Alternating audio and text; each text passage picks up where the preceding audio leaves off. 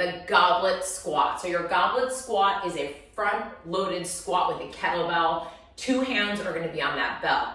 Okay, so you should know how to be able to get the bell into the rack position first. So I recommend knowing how to do the goblet clean first.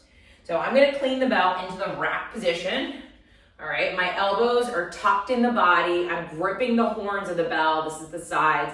Strong grip, shoulders away from those ears, and really imagine that I'm kind of ripping the handle apart, okay?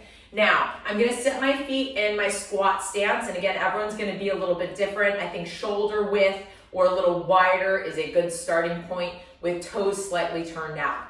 First part of your squat is going to be hips back. So I start to send my hips back. I like to call this the quarter squat. And then I start to lower, making sure my knees are tracking over the ankles. When I'm at the bottom of my squat, I want my elbows to be right at the insides of my knees. Okay, so I'm sort of pressing into them and sitting deep into that squat with the crown of my head nice and tall. In order to initiate the ascend, the upward motion of that squat, I'm gonna use my breath to exhale and come up from the crown of my head.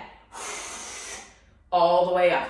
All right, so you don't want to lead with the hips, you wanna lead with the crown of your head, tall spine, exhale to come up. So breathing is super duper important when it comes to your goblet squat. You wanna make sure, once you get that bell racked, that you're taking air in on the way down or at the top.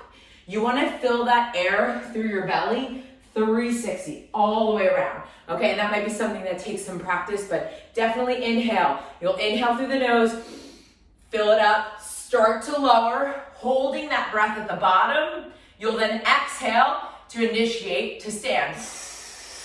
Okay, I like to think about using a straw as an example. When you exhale, imagine you're blowing out of a straw, or use the tongue to the roof of the mouth to create that core tension. So you can also on the way up. Top of your squat, really important.